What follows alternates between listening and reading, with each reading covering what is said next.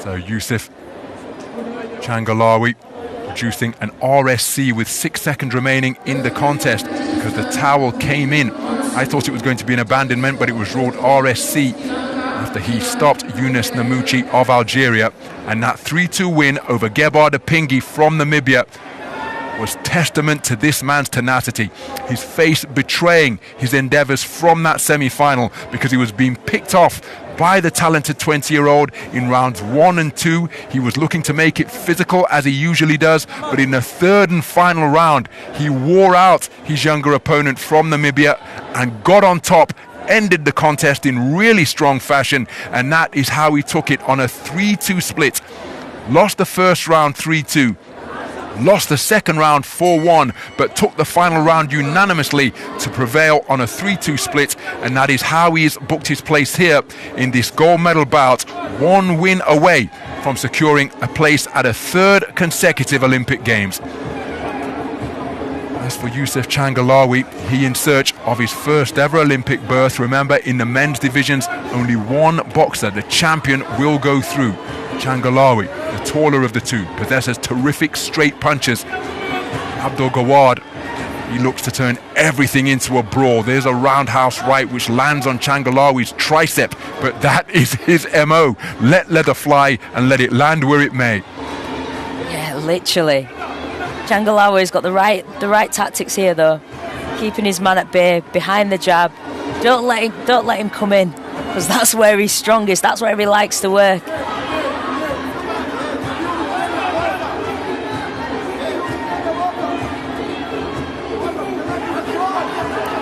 So Changalawi looking to establish that long left jab, overhand left. It was a rather unconventional looking shot, but again it did land for Abdul Gawad. Playing peekaboo style now, peering between high-held gloves, looking to protect that shaven head. Changalawi with that left hand locked and loaded around his belt line, a la Thomas Hitman Hearns, pokes out a stiff left jab there, and then snakes another left hand through as Abdul Gawad scored with a roundhouse left of his own. Abdul Gawad knows he's up against a power puncher, so he's right to have his hands high. So pecking and poking with the jab while moving clockwise. Again, roundhouse right, landed with the forearm around the rear of Changalawi's head. Abdul Gawad celebrates it, not a scoring shot, but it was a heavy clumping blow nonetheless from the man in blue. Beautiful check left hook from Changalawi, catching Abdul Gawad as he was winding up with a shot from last week, and then Changalawi back on his jab, circumnavigating the ring. That left hook from Abdul Gawad not too far away. This is what Abdul Gawad likes to do, get his opponent to the confined position of the corner and then just let his hands go in clusters. This is good from Changalawi. He's not getting involved, not stopping his feet for a second, because he knows if he stops, his man in blue is going to be on him. So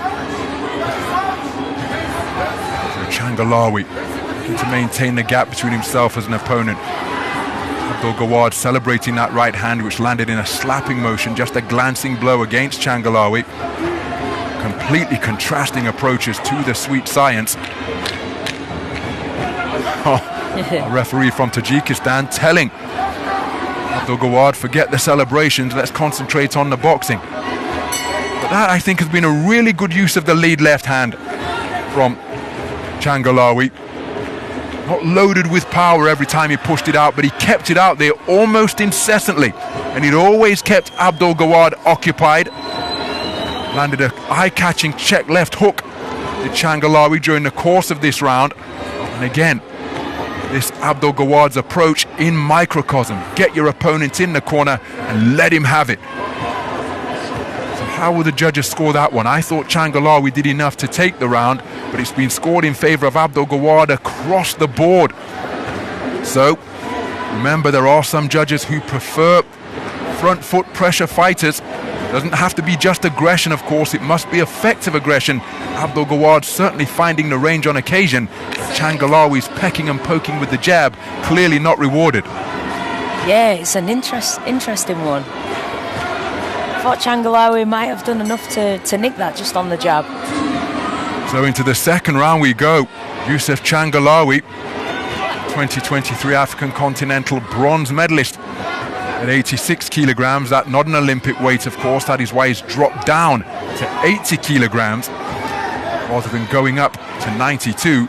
Or he has conceded the first round across the board. So now we will see him turn the front foot pressure box fighter that we know he can be. You can see from the breadth of his back that he's got a puncher's physique, and when he twists that back foot into the canvas and uncoils the right cross, well, it can land with devastating impact. That's what he tried there. Left jab, right cross, left uppercut, getting between the gloves of Abdul Gawad. Changalawi, well, the first round, he'll have to learn from that and know that pecking and poking with the lead left isn't going to be enough to impress these judges and give him a share of the round. Yeah, Changalawi needs to mix it up now. And that's what he just did with that roundhouse right. Scored with it upstairs. And there, right on cue, Nicholas scoring with a lancing left jab to Abdul Gawad's body. Abdul Gawad coming forward and he's celebrating those jabs, but for me, that landed with the inside of the glove. Again, like he's a man knocking on a window. Must land with the knuckle part of the glove for it to be a correct scoring punch. Leaping left hook from Abdul Gawad found a home on the chin of Changalawi.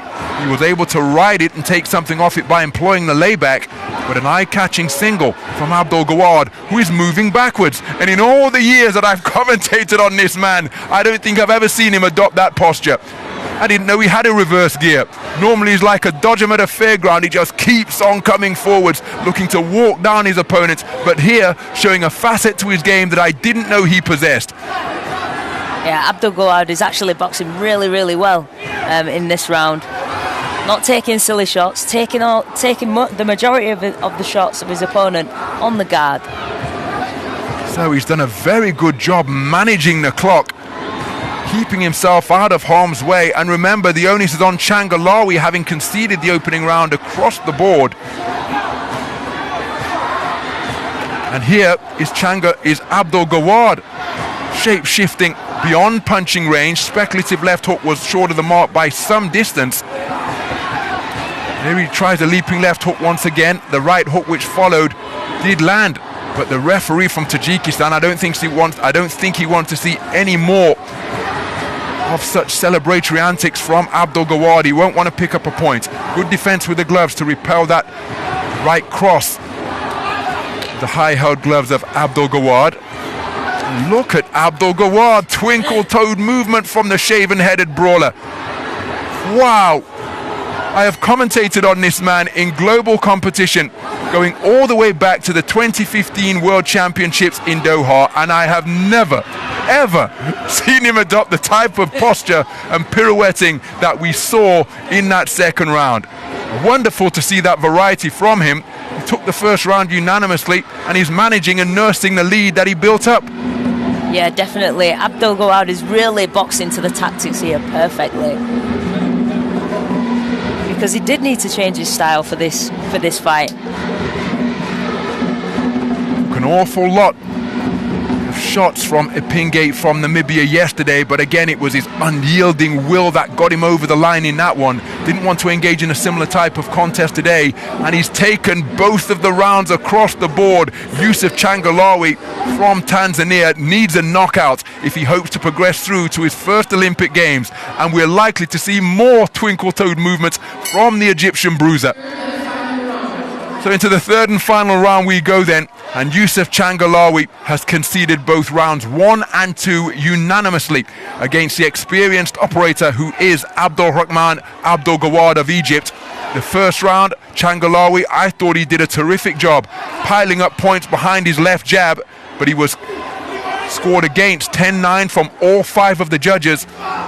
In the second round, Abdul Gawad showing aspects of his skill set that he didn't know he possessed, and that's this type of back foot movement, maintaining the gap rather than applying unrelenting pressure, and it was enough for him to take the round 10-9 across the board again.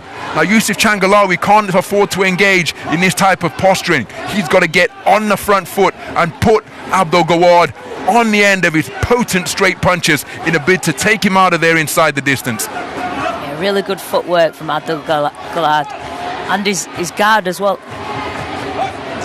His guard as well has been superb, just catching those shots on the gloves. So Changalawi, well, he's got to up the punch output here.